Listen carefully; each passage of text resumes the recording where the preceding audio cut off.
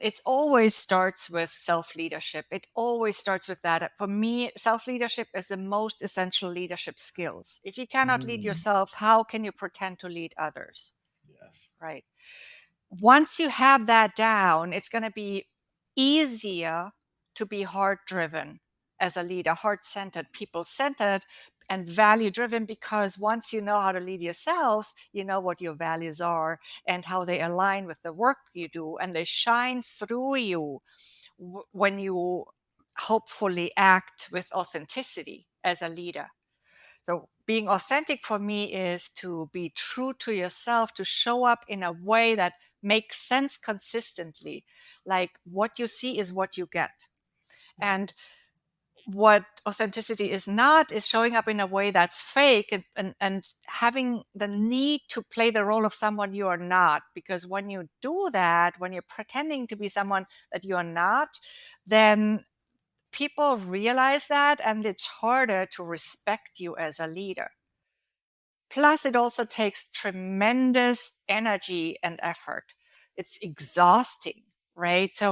So really, when you own your brilliance, then what that allows you to do is to take more inspired and effective action, more aligned action, both as a leader and for yourself in your career. Welcome to today's episode of Unleash Thyself. I am your host, Constantin Morun, and today we're joined by Regina Huber, the CEO of Transformative Performance. Regina champions bold, value driven, heart centered leadership, firmly believing in the profound impact it has on individuals and organizations alike. She is dedicated to transforming workplaces by helping companies cultivate and retain value driven leaders. She emphasizes that inclusive and bold leadership not only drives significant results but also amplifies profits for both businesses and their professionals. Today, our discussion delves into the essence of heart centered leadership, transcending mere titles. We'll explore the dynamics of mindset versus heart set and uncover why a mind guided by the heart is the key to success in all areas of life. Prepare yourself for an enlightening conversation that's sure to leave a lasting impression. Let's get started.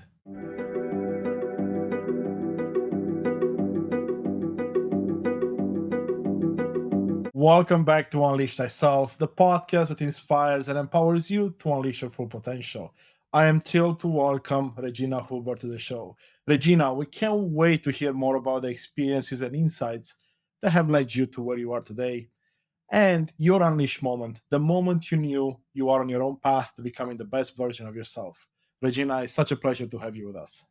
Constantine, I am super delighted to be with you today, and I look forward to this conversation.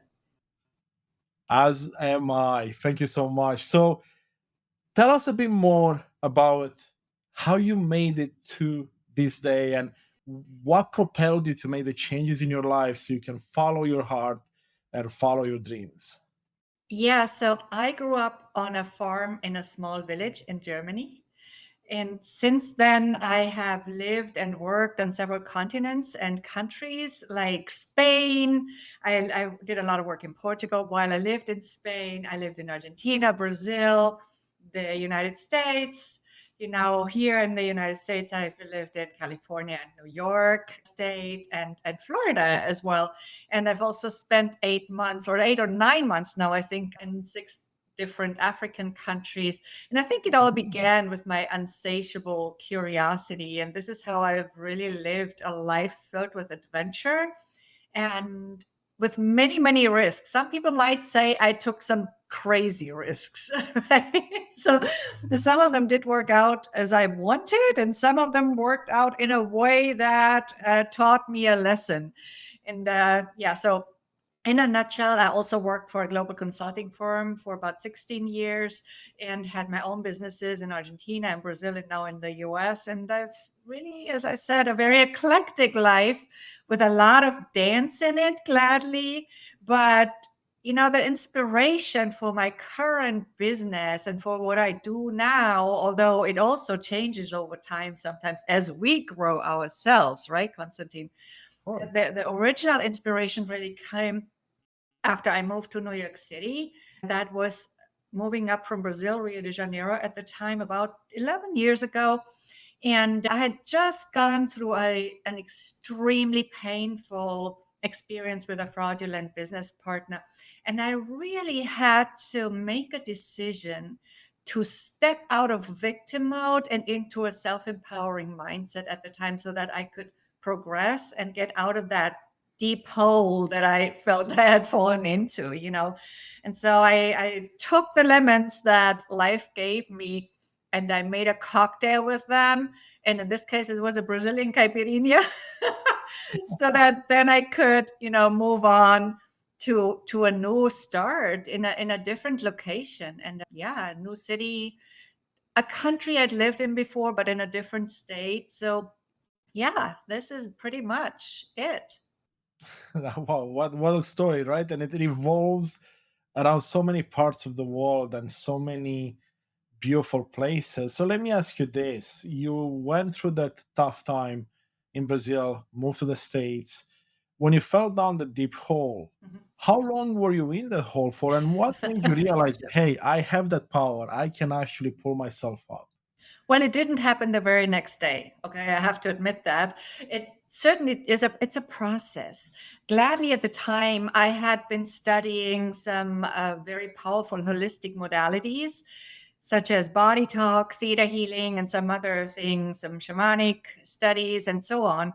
And all of this helped me move slowly out of there, right?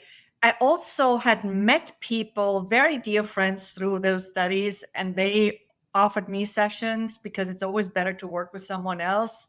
We all have our blind spots. It doesn't really help when a friend supports you in your victimhood. So you need somebody who really sees the other side of the tunnel and help you guide you there, so to speak. And this really also gave me the tools and techniques that I have been using ever since, in a way, to just get up again when I fall, or to see the bright light at the end of the tunnel. I think because cleaning up the mess in Brazil took such a long time, it was a pretty long process for me, because there was always something else to resolve, something else, something else. I owned a brick and mortar business, and it's really almost harder to close a business in Brazil than to open one. Mm. Yes, I had to deal with corrupt authorities. I had to deal with this entire situation. I had to sell the house that I had my business in, which I had bought and built out before, and it was just not as easy as it sometimes might seem.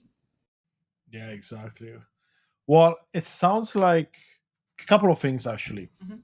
The first thing I really liked that you touched on is the idea of having someone to talk to, be it a friend, a mentor, a coach, a Right. therapist. Because I've seen this in my life. I have so many blind spots. And in my dark times, when I battled with depression myself, it wasn't until I started reaching out and allowing people back in my life that my life actually turned around. Because there were only so many things I could come up on my own, and because I was in a dark spot, I needed help. And it sounds like you encountered a similar scenario where you allow people to help you. Sure, it still took a long time because these things are not easy. There's a lot to unpack, Mhm. but you now came out on the other end. Yes. How has that experience shaped up the next 10 years of your life? Well, first of all, I like to give back. And I also believe that it has a huge impact on the decision on what business I wanted to create at the time. Yes, it had to do something with helping people, coaching people, doing something meaningful with my own experience and transform it into a mission. So basically, what we do oftentimes, and I'm sure you're doing the same, Constantine, even through this podcast, you inspire others to step into their self empowering mindset and heart set, as we might discuss later. I arrived in New York City, and I love to start something fresh sometimes. That's just me. However, Mhm. it's also very challenging. And I didn't immediately know what I wanted to do with all this eclectic experience in all these different places. So I sat down and I figured it out. Again, not from one day to the next. It's a process. I started talking about my ideas. I started building networks, some of which were more supportive than others. I started meeting people. And through that process, I gained clarity on what the message should be and who even I wanted to work with. Initially, I worked with performing artists because I love to dance. But then during those networking events, the conferences, the meetings, I discovered that there were so many women at the time that wanted this type of support, and they actually told me so. So I switched my audience around a little bit. I worked mostly with entrepreneurs and later mostly with employees. Again, not only women. I love working with men. It just has been so that more women have been drawn to me during all these years, but I have certainly also worked with men and I love doing that as well. I love the message you're sharing there. Well, there's actually a few messages, but the idea of being in service to others Mhm. and giving you back a lot as well. And the idea, of course, of incorporating things that you're passionate about, that sing to your heart, like the dancing, right? Like helping people out. That's always beautiful to hear. And nowadays, I know you work with leaders, right? You Mhm. work with, like you said, women and men. Yes. What would you say your ultimate goal is if you were to expand on what you've been doing now? If you were to talk again in 10 years and looking back, what would you like to have seen accomplished in the time? Well, first of all, I love to work with value driven leaders, with heart centered and people focused leaders, because they are the ones who want to create positive change. I don't always know exactly how, how people exactly are, what they are about when I meet them, but you find out through the conversations you have with people. And that's also why most coaches have those discovery calls before they even start working with somebody. I also do Mhm. trainings, though, and this is a mix of people, of course. What's also really beautiful because then you get different perspectives, different viewpoints. I have done trainings in several different African countries as well, and also once in Qatar, in Doha, with a group of women. And these are very different cultures. I Yeah. occasionally do trainings in different languages. I can do them in Spanish, Portuguese. I can coach in Spanish, Portuguese, German as well if somebody needs that, which then organically draws very different people with different backgrounds toward me, which for me has been extremely enriching as well. Now, of course, I have my own benefits that I get from that. But what I want to see is more bold and courageous leaders who dare to stand up when something's not right. Yes, this is what I think we need most in this world, more courageous leadership, more people who dare to swim against the stream when necessary, when they know something smells fishy, when corruption is involved, as we see it everywhere, really. I mean, I talked about corruption that I experienced as a business owner in Brazil. I also experienced it in Argentina. But, there's way bigger corruption than that all over the world. And we Yeah. know this. So we need more people who are willing to look at this and not look away anymore and just bring their leadership so that we all can benefit as humanity as well. Wow. I love that message and I love your vision because I couldn't agree more. It's exactly what we need. We need people, leaders and otherwise, to challenge the status quo, to challenge the way things are, especially if they don't agree with them. Of course, there are different ways to challenge things in, and by becoming a leader like the one you described, you can make a real difference in the world. So let me ask you this: you brought up the word heart set a couple of times now, and I would love to dive a bit deeper because I know you talk about building leaders or businesses that have not just the mindset of whatever they want to accomplish, but also have the heart set. Can you tell us how you see heart set and why you believe it's important? Yes, it is actually included in both my leadership frameworks, my signature frameworks, both in the Powerful Leadership Transformation, which is a framework that helps us lead self and others, one of the pillars of one of the four pillars of that framework is called a self-empowering mindset and heartset, because I believe that a mind led by the heart is the most powerful one. And you and me, we're very heart driven. I see these hearts in the background. Yeah, just a bit. Right. So it matches our topic right now. That's nice. I also included it in my other framework, the new paradigm leadership. Heart is one of the four elements of that too. And there it stands for both the heart driven leadership, but also the people who are the heart of the organization. And we could talk about this now all day because these are two big frameworks, but just in general, I'm also very heart driven, just like you, Konstantin. And that's really something I had to relearn and remember as a human, you know, because we are oftentimes so brought up to function in our minds for the most part. And we are so conditioned. It's almost as if our minds think our thoughts for us rather than the other way around, because we forget to listen to our hearts. We are so schooled in a rational, to be analytical, to fit into the system. And we then sometimes neglect our passions and our purpose, which are connected or somehow reside in our hearts. And we forget about our own needs. That's another thing. I want my clients to live what I call a freaking amazing life. It's not only about the professional success, which oftentimes is defined by titles and money. It's not just about that. It's really about the fulfillment you get from it, the impact you have with it, and the life you live outside of work as well, right? That's why we need to connect back to our heart and learn to listen to it, to use our intuitive abilities. And by the way, it's also, we talked about courage earlier. Courage is also in the heart, while fear is in the mind. Yes.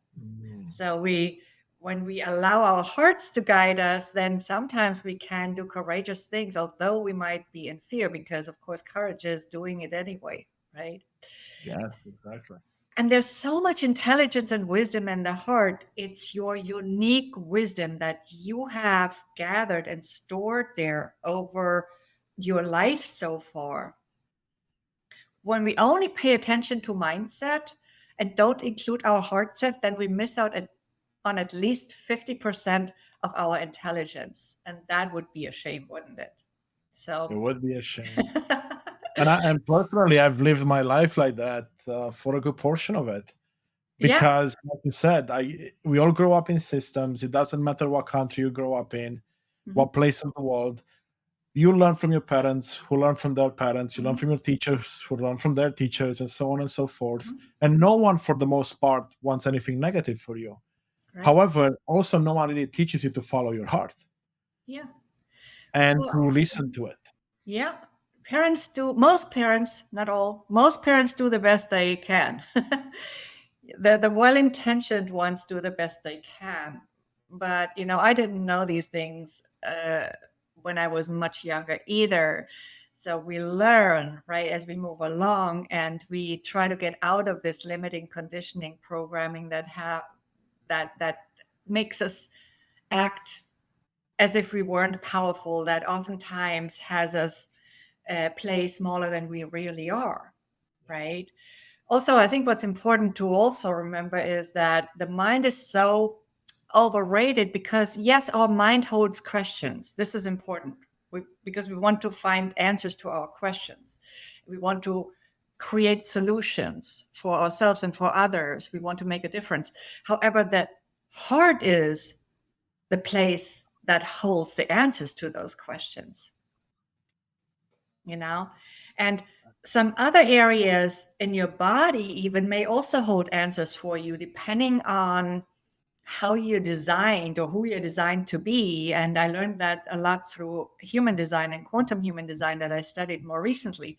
So, For some, it's like also the sacral center, the emotional solar plexus, but the heart definitely has an important role in everything. It holds that piece of your identity, and it's also connected to your self worth. It's where we find compassion, both as just an individual and as leaders, where we find love, self love, where we find, well, courage, I already said before, but I think it's also important to remember that in so many languages, the words heart and courage are actually related. They have the same root.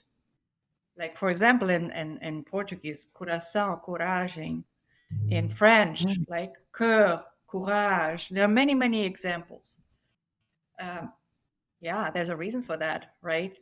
There is, and that's the language is powerful. That's something I've studied more and more recently, and it's really interesting. Not just language, but how we talk to ourselves, like how we use the languages that we talk to ourselves in. But you touch on something really powerful for me, something that I've discovered as well in my journeys. The idea that a lot of those answers that you're seeking are within you, right? Within your heart, your gut, within parts of your body. Hmm. And that's such a powerful message. And I think it's important to repeat it as often as possible, is because in this society, at least where I grew up in Europe and then in North America, everything teaches us to look externally for answers. And social media is the best at doing this, right? Showing us commercials, showing us people that have made it in life or have made changes in life. And all the answers are always external to us. Nothing is really internal. Well, until we pause and realize, the wait a second, I have all these questions, but I shouldn't ask everyone outside of me. I should first ask myself, because likely I have the answer. And I have enough information from everything that I'm being bombarded with to make a decision. Yes. And you know what's the difference also? You have the answer that's right for you, because Oh, there I love might be other answers, different answers that are right for others. But this. the answer that's right for you is in you, and oftentimes in the heart, right? And your inner Exactly. power is inside of you. You cannot find power externally, real power. We talk about power over others, but is that really a real power? I don't think so. I'm Because with you on that. if I try to have power over you, for example, Constantine, and you don't allow it, it's gone, Yeah, right? yeah, But yeah. your inner power, Yeah. no one can take that away from you, and it's That's, limitless. that's a powerful message right there. Yes, we have this limitless, infinite power inside of us. We just sometimes forget to connect with it. And when we're not connected with it, it's almost like we're trying to turn on a washing machine without plugging in the power cord. The power energy cannot flow. So, in order for us to switch on our inner power so that power energy can flow, we must first plug in our inner power cord in a way, so Yeah, remember that it's there and connect with it. yeah, absolutely love that. And I know we touched a bit on the leadership aspect and how Heartset fits into it and in your models and the pillars you've Mhm. built. And what I like to look at leadership as is not just leadership in an organization where you manage Yeah. people or you lead a group of people, but to lead the leadership that appears in every single one of us in our lives. Mhm.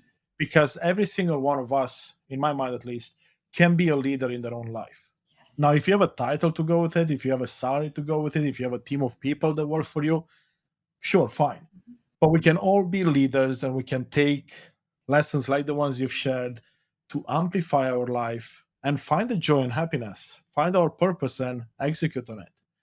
So let Yes. me ask you this, when it comes to the leaders you've worked with, and when you bring up this idea of hard set, how do you see the reaction of the people listening to you and working with you? Well, sometimes it's important to bring in the science behind it also.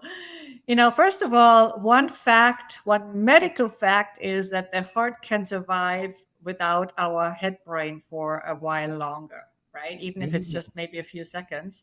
So it has a very much a life of its own, although it's all connected. Yes, we know from, holistic knowledge and studies that everything is connected.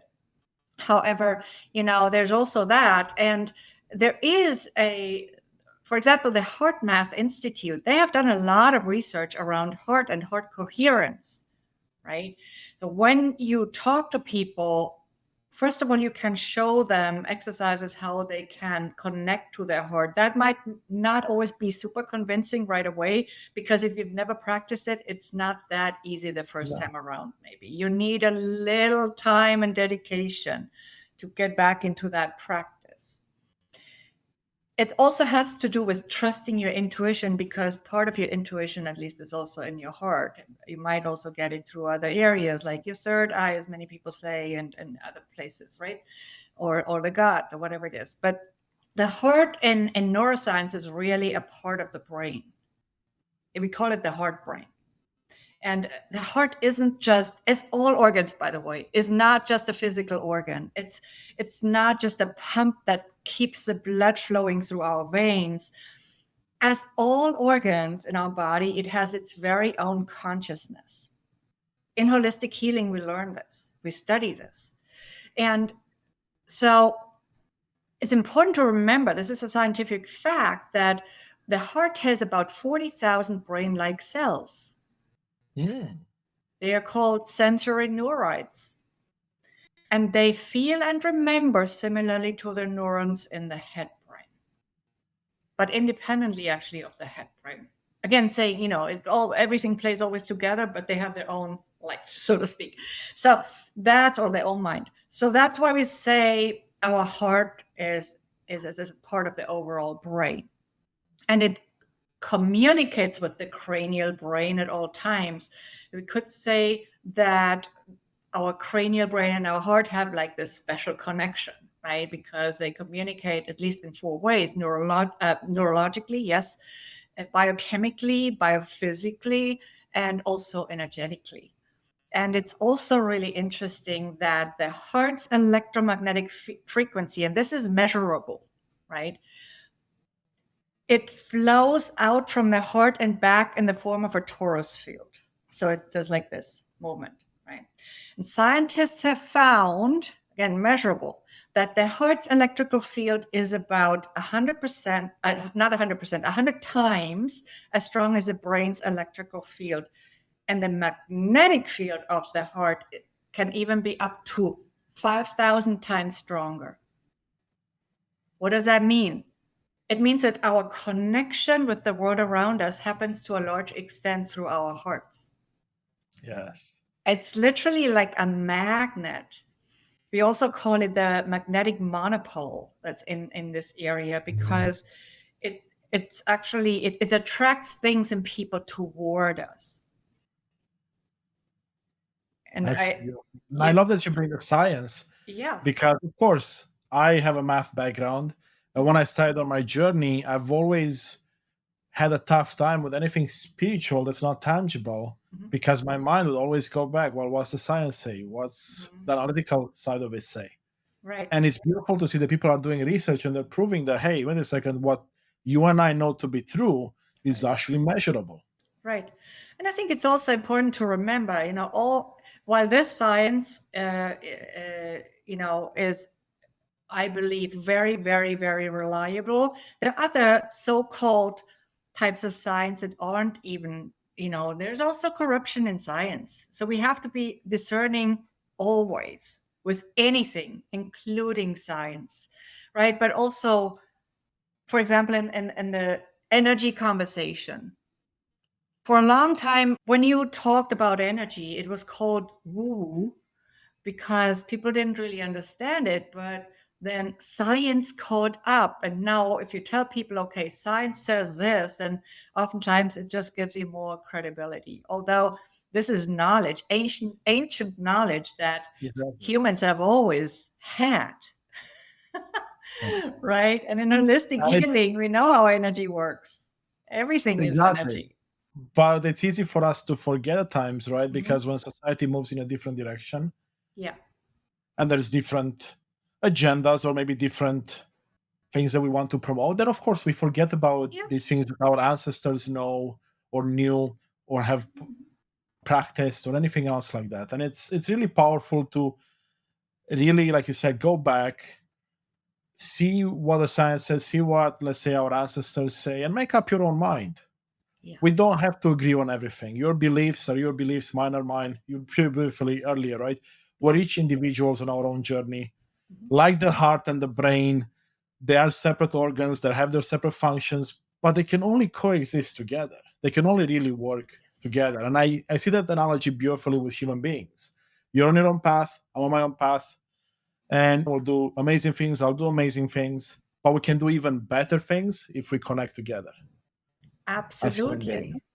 We are all connected, and this wholeness idea, we are connected spiritually and energetically, right? You can also explain it differently, maybe, but I think these are the two ways that I like to use to look at our connection. We're all a part of consciousness. That's what we are. That's why the African Ubuntu idea is so beautiful, because it says, I am because you are. I cannot Mm, be without you. And that's because we're all consciousness. Maybe it's all a hologram, right? I yeah, cannot exist without you or my mirror. It is what exactly. it is, even if I don't always like it with certain people, even if it's uncomfortable to admit that it is this way. And you touched on something really important there, the idea of mirroring. Mhm. And it's something that I've come to realize it's actually a thing, even though I didn't want to accept it initially.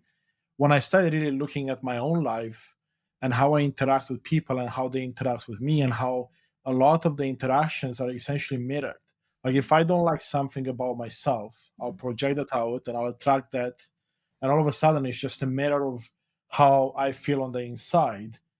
And once I realized that, first I had to sit down because I'm like, wow, that's a shame, because all the things I didn't like is actually I didn't like about myself. It's not I didn't like about you, Regina, or someone else. It was about myself. I wasn't liking. So that was okay. That's something to work with.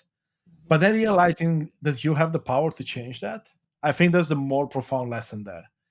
Because Absolutely. oftentimes, at least the way I grew up and I learned from everyone, I didn't think I had the power to choose or to have free will in many aspects. Of course, some there's always freedom in, Mhm. or in my mind at least. But then I realized, wait a second, everything I do in life is a choice. It's free will. Sure, some choices lead to less favorable outcomes. Mhm. I have a choice. Absolutely. We don't always have control over our circumstances, but we have control over what we do with them, how we react to them, or respond to them, I should say, because reacting is often connected to impulsive reactions. So that's why we like the word respond better for this sometimes, when we do it more consciously with more greater awareness. Yeah, respond versus react, right? And Yeah. I know that firsthand because I still do it, unfortunately, but it's a work in progress Mhm. where if I allow my mind and my ego to just kick in, Mhm. it's going to be a reaction almost every single time, Right. because it's acting on our behavior, it's acting in my best interest based on outdated information and tools. That's how I see it. It doesn't want anything bad for me. It actually wants the opposite. It wants safety, it wants me to be as good as possible. So Yeah. how do I change those outdated tools? How do I update the software so then my brain, if it gets to that reactive mode because it's acting in that impulse, then it's acting on newer technology. Right. On my heart. So, yeah, there's a lot of what you just said. Now, some of it has to do with triggers. When you know your triggers, it becomes a bit easier when you're really aware of what triggers you. I know what triggers me. I'm not always completely perfect in responding to those, but triggers. But what can help is to really take a step back and take a deep breath first. And then, we can use emotional intelligence Yeah. to do something more meaningful with that situation, which also then gives us better benefits, because if I just burst out, or I explode like a pressure cooker, then usually it doesn't give me really the result I want. Like for me, one of those examples is bad customer service. you know? Yeah. I have to really have like a cup of tea or whatever nearby to, to say, okay, tone it down. That's your trigger. But also, as you said, we want to update our software over time. The more we practice this, the more it gets reprogrammed. The more we throw out those viruses, Yeah. and we renew our software, even if it's not with one update, right? But it's just gradually done, but it still is being done. And I think that's the important part. Our subconscious, as you truly said or correctly said, uh, it is just programming. It wants to keep us safe. It includes that survival mechanism, that survival instinct that wants us to be safe. That's also why we so often experience irrational fear. Rationally, consciously, it doesn't make sense, but subconsciously, it does. Not to us, but to our programming. and And I would say the reason it doesn't make sense to us, like, and I can relate to that, uh-huh. is because we're not aware Yeah. of what triggers our subconscious or what lessons Mhm. it learned at an age when you couldn't remember things. Mhm. So of course it makes sense. There were experiences that led to that. You Mhm. just don't remember what those experiences were. At least that's how I see it. Exactly. And we actually already bring some of that baggage, limiting baggage, in our genes. We also inherit it. It's not even just acquired in this lifetime. Mm.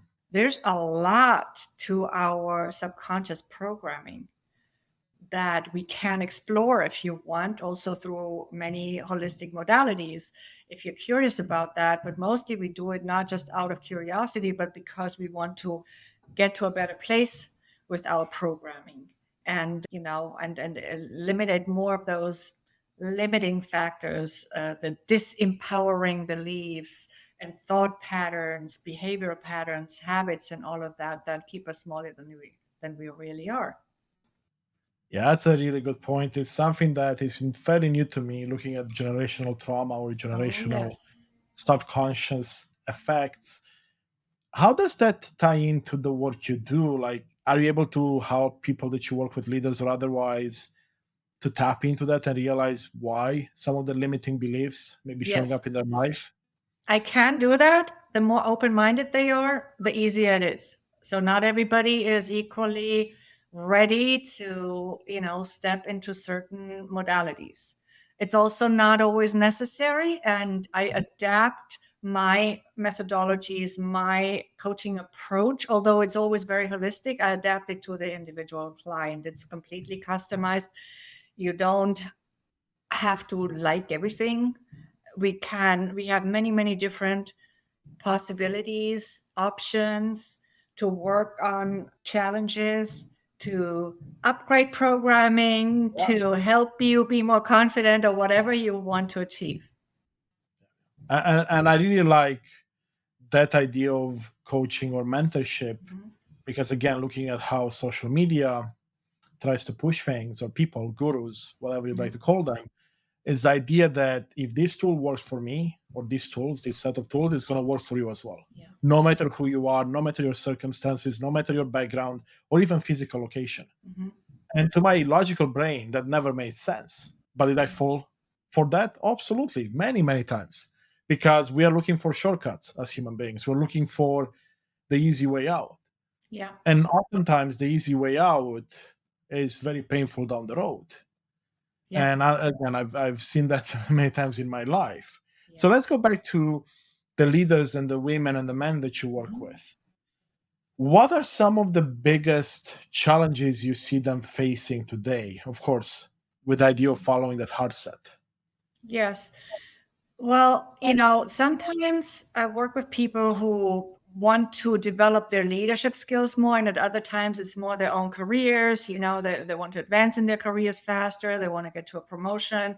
They want to get a salary increase. And we work a lot on confidence, on owning their message, owning their unique brilliance, what I call distinctive uniqueness.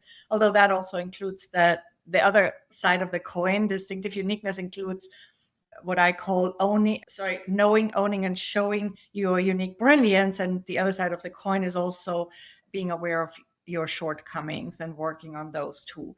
So some, want to really work on their own careers. And what we do is I help them know, first of all, what their value is, own it, and then show it. Yes. That also has to do with heart set, because to come get back to your question, right? Because as we said, courage is in the heart. You can find through certain exercises, you can find more confidence inside of you. It's not all about the heart, okay, Constantine. I mean, there's a lot. Inner power can be accessed in many different ways. By the way, we can work with the energy, with our own energy. We can do those exercises. I share a lot of those exercises in my book, Speak Up, Stand Out, and Shine, which really helps people to prepare with all these techniques to prepare for challenging situations, whether in business or in their personal lives, whether it's for speaking, whether it's for presentations, negotiations, whatever it is. There's so many different ways. There are many different ways we address challenges or whatever people want to work on. For the leaders I work with, it always starts with self-leadership. It always starts with that. For me, self-leadership is the most essential leadership skills. If you cannot lead Mm, yourself, how can you pretend to lead others? yes. Right. Once you have that down, it's going to be easier to be heart driven as a leader, heart centered, people centered, and value driven, because once you know how to lead yourself, you know what your values are and how they align with the work you do, and they shine through you when you hopefully act with authenticity as a leader. So being authentic for me is to be true to yourself, to show up in a way that makes sense consistently. Like what you see is what you get. And what authenticity is not is showing up in a way that's fake and having the need to play the role of someone you are not. Because when you do that, when you're pretending to be someone that you're not, then people realize that, and it's harder to respect you as a leader. Plus, it also takes tremendous energy and effort. It's exhausting, right? So really, when you own your brilliance, when you know your way through all the pillars of my framework, Powerful Leadership Transformation, then what that allows you to do is to take more inspired and effective action, more aligned action, both as a leader and for yourself in your career, right? Yeah.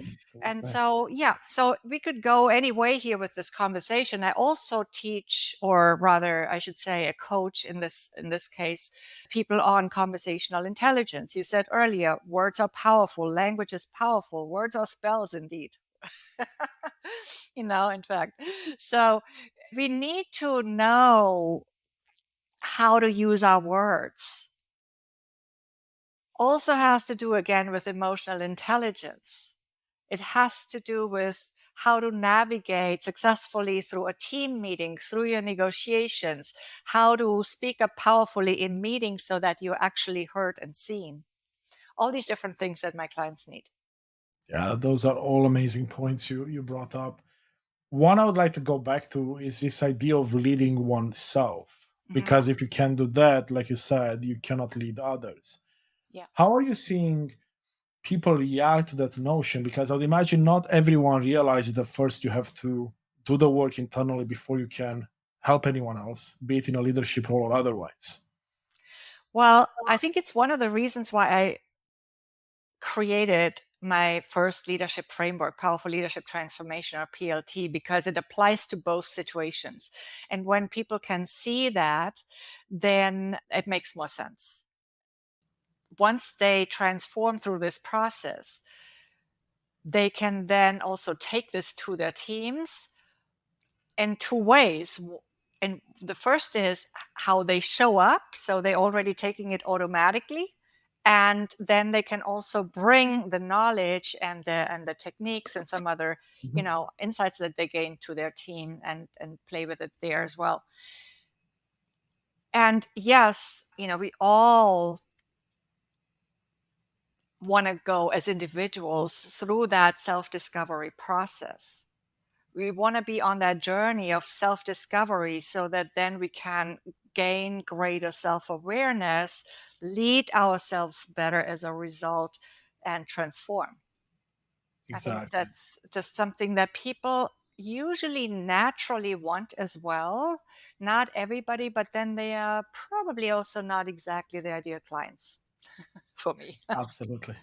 Well, anyone that wants to do any type of work on themselves, Mhm. like through personal growth, personal development, professional development, at one point or another, they will realize that self discovery is such a huge part of it. I mean, it took me a while to realize it, but once I did, it's not like you can unsee that information or forget the information you just acquired.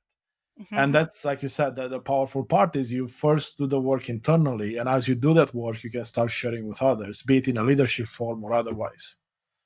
Right, right. Absolutely. You just summarized it really beautifully. Yes, I would say so. So self-discovery is what our life is about. And the more we do it voluntarily and consciously and in intentionally, the the more enjoyable I think the process gets. Yes, I would imagine so, because in my experience, once I aligned myself with those ideas and realized what I had to do and the power in self discovery with personal growth and spirituality, that was it. Like, I became happier almost instantly, just because now I again, it's to my mind, to my ego, it was clear now that a lot of the work can be done by me. I don't have Yes, to give my power away. absolutely. It is a big responsibility. Sometimes people don't want to know it, that they have a choice, right? Because then they don't have to do it. Then they just can be victims. However, for those of us who do want to know that we have this power and take that responsibility, it can also be very, very enriching. And that's what we are here for. We are here to grow and to make an impact. And we also make that impact through our own growth because it reflects back into the overall consciousness. Exactly. And I love that you brought those two parts up, because I see it the same way, right? It's about Mhm. learning and growing, and Mhm. we grow through learning. And Yeah. learning can be done, like you talked about this at the beginning of the show, through mistakes that we make in life, or lessons that we learn along the way, and through all the good things that happen as well. Everything is a lesson opportunity, should we want to accept it, and then go from there. And Right. the idea that, growing, I mean, how can you grow if you don't learn? That's Yeah. Yeah. Yeah. Everything is an opportunity for growth. All so called adversities, as we call them oftentimes, are opportunities for growth in disguise. We just need to accept them as such. It's really on us to do that. So we have, again, as you said earlier, we have a choice to do that or not. And this is what it's all about. And I even wrote just recently a LinkedIn article for my LinkedIn Career Growth Strategies newsletter where I said, you don't make mistakes. It's not really a mistake. It's just like an opportunity for growth. And if you see it like that, then you can also practice self compassion. We judge ourselves so harshly so often. We don't treat ourselves with compassion, but in hindsight, everything is clearer it and we has. don't always have the knowledge at the time. And I love that take. There are no mistakes, just opportunities to learn. And Right. once we shift that mindset, I know for me it was a big aha moment, Mhm. then a lot changes. Because, like you said, you can bring now love internally, you can start loving yourself and showing more compassion. Mhm. And the exercise I did with myself to kind of wrap those thoughts around to me and make sure I understand them fully is Mhm. putting myself in a situation where someone else made those mistakes. Mhm. How would I respond to them?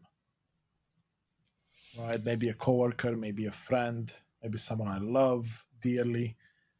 And then you realize that you are harsher to yourself than you'd ever be to anyone else. Yes. Yes. Yeah, we always, we talk so much about empathy and how important it is in business and how we have to put ourselves into other people's shoes. I don't negate that, but actually, first of all, empathy is just an ability. It's not an attitude. Compassion is the attitude we need because that's what leads Mm, us to the behavior we want to see. Empathy, you can even misuse or abuse, right? It's an ability. So we most of us are quite empathic. There's a lot of people who suffer from their over empathy. We call them the empaths. They're very highly sensitive and they need to also realize what they can do with that ability. What's the gift in it? There's sort of a, I don't like that word really, but a curse or a shadow side and a gift in it, right? Because it makes you very sensitive, which can mean sometimes that you're also very intuitive, that you can hear what's really said between the lines and all of these things, and you can pick up other people's vibes. However, of course, it's also sometimes pretty intense yeah, for people. So, you know, these are also often the people who, and I'm not saying always, but oftentimes the people who then put other people first because they suffer so much with them. And as a coach, for example, if I suffer with you, that doesn't really serve you because I cannot powerfully support you. I need to be able to turn this into compassion yes. and into something meaningful. I really like what you touched on there. I don't think it's talked often enough about how if you are, like, let's say a friend comes to you for help Mhm. or vice versa, you want, like you said, the ability to not suffer with them so you can actually help them through the process. And I really like that because it's not something that, has come up too much in my mind, but it makes so much sense because how could you help someone if you're living through the same things that they are? Yes. It's not, putting yourself in their shoes for a moment may increase your understanding, but then you need to take a step back and take charge also. Is this really my life or is it their life? Because we also need to concede to every single human being that they are living their own lives. They have their own stories, they have their own lessons to learn as soul beings, as spiritual beings, and as human beings. That's no different. Yeah, absolutely. And it kind of goes back to what we were talking about earlier, the idea that everyone is on their journey as individuals, but then they're part of a bigger consciousness. So then it's all about being on your own journey while working together with those around you. So then you each elevate each other up as much as possible. Right. Because as you do the work you're talking about, guess what? You come out much stronger on the other side, and now you're equipped to help others and give back. And that Right. may happen naturally that you might have to push yourself a bit, but every single one of us has learned so many lessons that we can then take and share with the rest of the world, or even just those around us. Yes. Yes, and the important part of it is the transformation. This is why I love to do transformational coaching, for example, right? It's transformational leadership coaching. It's transformational coaching to lead yourself and others better. But you don't, as you said earlier, you don't need to be a leader of other people. You don't need to have a team, Yeah, and also being a leader doesn't mean to impose your views on other people, to impose your ways on other people, right? Let them be their own role models. Now, I even always like to say, you don't need a role model, your own best role model. Follow your own path, it's unique to you. Because so many people so desperately look for role models, they search them. And that's when they fall for those one size fits all solutions because they think, oh, if this person did this, it must work for me too. But they don't consider that they are unique as they are. And it might just not apply in the same way. And sometimes it does, but not always. I mean, and sometimes people win the lottery, right? It happens all the time, but it's such a small Yeah. percentage. And I really like where you went with that, because the idea of role models is something we all had in our life at some point or another. And what I realized in my own life is that the people you look up to, chances are you're not looking up to them as the whole being, like you have to be exactly like them, even though that's what a lot of us do. It's more around some of the values those people hold that you want to see in your own life. So I think Right. doing work so you can understand which values really attract you to that person, or which part of that person attracts you, or attracts you to them, then you can bring those in and just work on those, because we talked about this earlier. You have all the answers. Right. I really like that. Yes, like how you phrase this, Konstantin. It's individual pieces, right? That, like, when I move to another country, I observe. I've lived in several different countries and continents, right? And you too. So we we observe and we somehow evaluate. We judge, because we all judge as humans, right? So sometimes we judge too much, but it's also a gift at the same time to be able to judge, because then you can determine, what works for me, what doesn't work for me, what makes sense to me, what do I categorize as a good thing or a bad thing, to just simplify really Exactly. quickly, right? What's not acceptable to me? What do I like about a culture? What do I not like about a culture? All these different things. It's a very similar concept. It is, absolutely. And you're right. And I like that you added that part as well, because at the end of the day, the way I see it is that we are, like you said, individuals on an individual journey. And we're learning all these amazing things in life.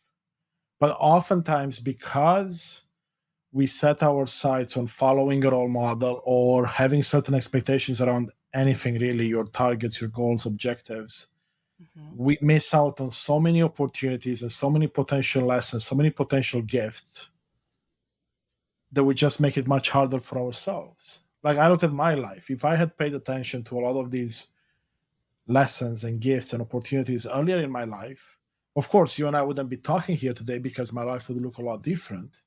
Mhm. But how far along would I be on the journey of personal growth, self discovery, and spirituality? Mhm. And that's what, ideally, from conversations like this, I would like our audience to take in, people in the world, is that yes, you will be on your own journey. Yes, it will be tough. Yes, you will have to work on it for the rest of your life.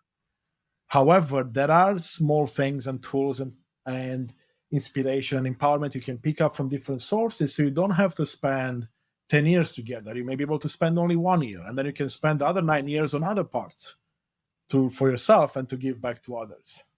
Mhm. Absolutely. Yes, that's why we're here, to inspire and share, right? Share our time, share our wisdom that we have gained over a lifetime. Again, that's individual and different to everybody. And also share our stories, so that people can see, well, pain does not always have to stay pain, right? So pain is, as some people say, pain is a fact, suffering is optional, or something like that. I can't quite Yeah. remember Pain is right now. inevitable, I think. I mean, pain is inevitable, suffering is So optional. exactly, yeah, that's what I meant. Thanks for that. So it's really up to you. What's important is the transformation through it. That's what we call growth, usually, right? Yeah, And while it doesn't always have to be growth through pain, that's one no, aspect of it. And if we fight it, then you just lost an opportunity, or yes, multiple. exactly. And that's why I keep looking back at my life, and I don't regret anything. It's brought me to where I am today. I'm sitting with you, Regina, having a beautiful conversation. But I'm looking at all those opportunities I could have taken, and there are people that were me back then. So that means you have the choice in your life right now. Do you want to keep allowing those opportunities to pass you by? Opportunities to meet people, opportunities to maybe follow your heart a bit more, or start to follow your heart if you haven't done it so. Right? Any of those opportunities. And that's the biggest, I would say, inspiration moment for me that I took on my journey is, yeah, just take a look around you, see all the beautiful things that can help you on your journey, and just allow them in. Don't have such a rigid expectation around anything. Yes. Always at the same time use discernment. Is it right for you? Maybe consult your heart. There we go. That I love that. How do you? Let's talk about that. How do you consult your heart, Regina, these days? Well, I think it's about really becoming still and listen inside. You can also really, for example, just sit and take some very big belly breaths, slow down your breathing, and close your eyes. Put maybe a hand on your heart area if that helps, and allow yourself to feel your heart in your physical body, first of all, because it's a physical organ, but it also has consciousness, so we want to bring those two ideas together, and then maybe ask a question and listen. Practice this often. I know it's hard to start. I've had to do a similar, not had to. I wanted to do a similar exercise and I started doing it. Very similar to what you described. And it's tough at the beginning because all your thoughts and ideas from the past come in. It's like, oh, this looks silly. Why am I doing this? All those old conditionings and thoughts and tools that we talked about. Right. But give yourself a challenge. Do it for 7 days. See Hmm. what happens on day 5, on day 7. See how you feel. And I love that you brought that example because I wanted to share something that happened to me recently doing one of these exercises. In not about a week ago now, I it was a Saturday, had a really good day. And most days I'm really happy, joyful. There's a lot happening in my life. You could label it good, bad, and everything in between.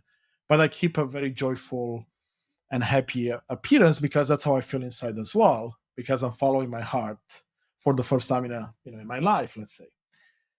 But on this particular day, for some reason, I allowed certain negative emotions to come into my brain and into me, and it brought me down. It brought my joy down. It brought my happiness down. And it reminded me of the times when I was depressed. And that's a cycle, right? So all of a sudden, as I let this come in, I get to feel a bit worse and worse.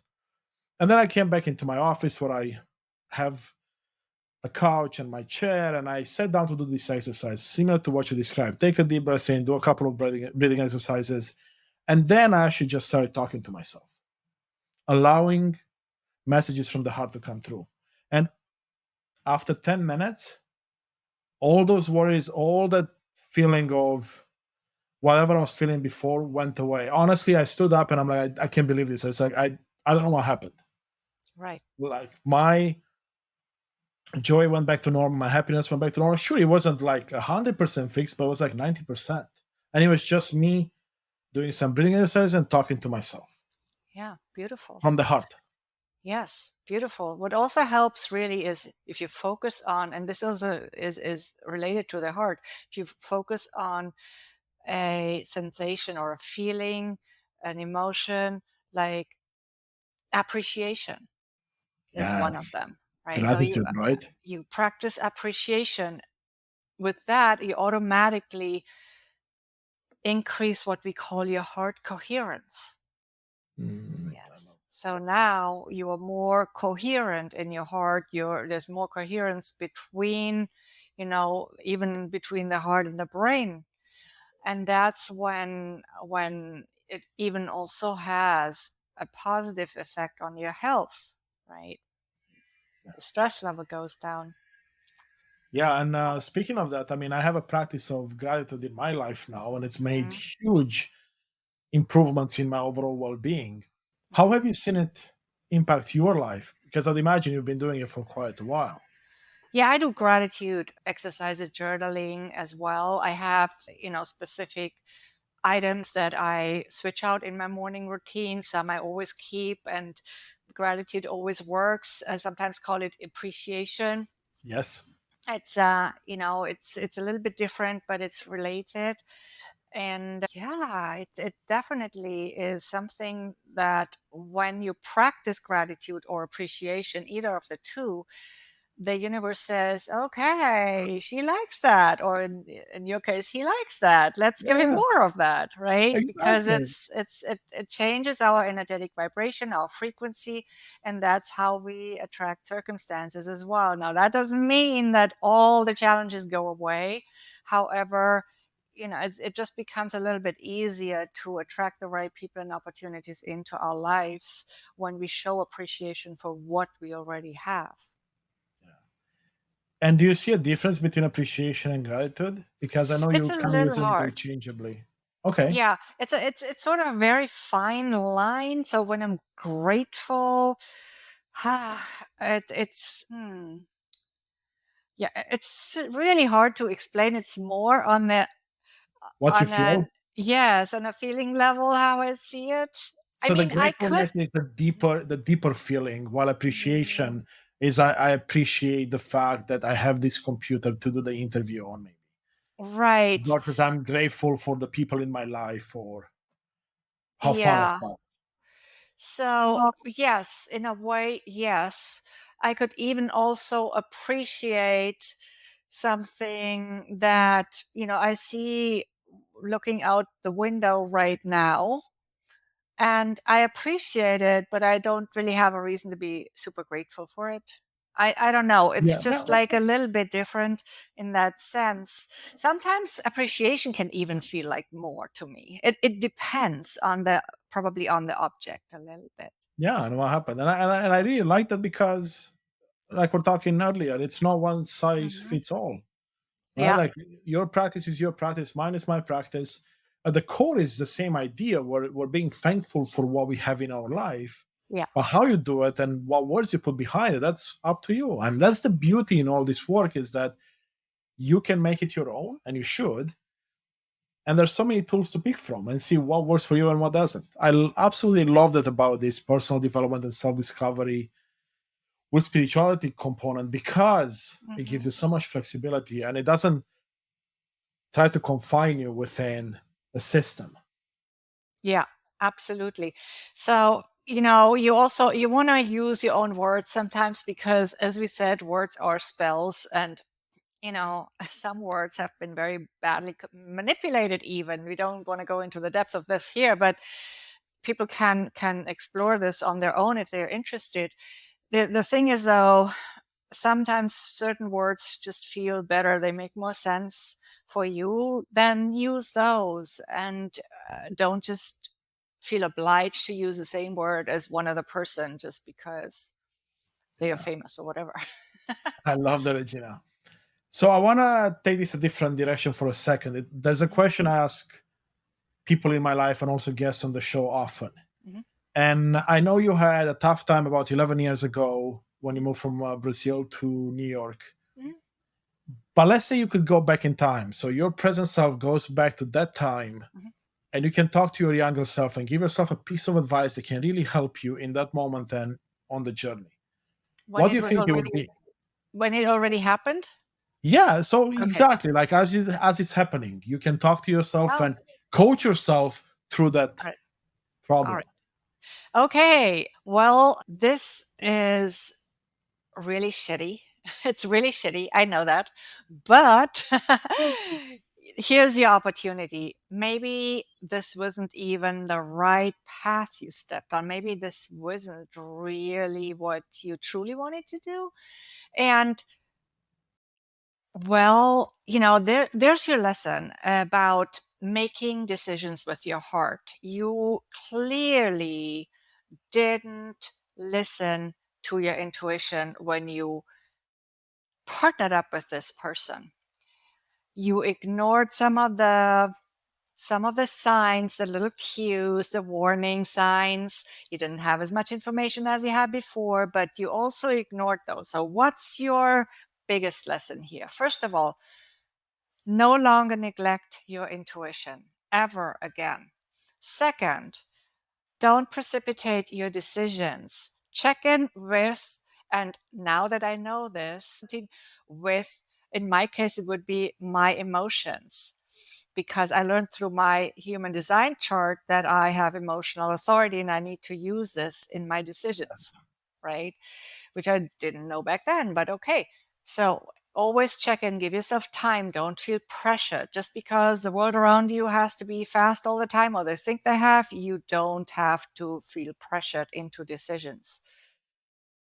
Third, you can revise decisions. You don't always, yes, I know your top value is integrity, but integrity doesn't always mean that you cannot pull out of a decision or a promise that you have made. Sometimes you got to do that.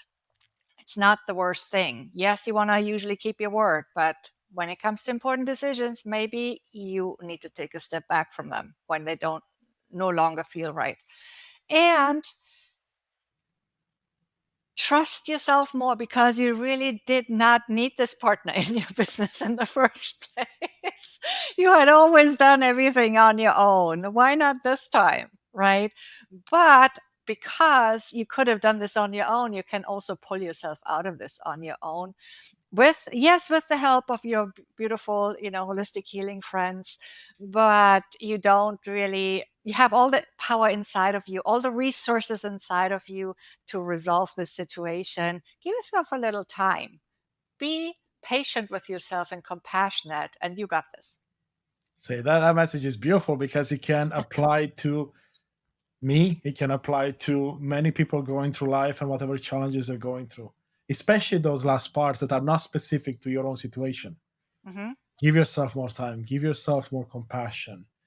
Do all those things that we do for others, but we take for granted for ourselves. Yeah. Beautiful, beautiful message, Regina. All right.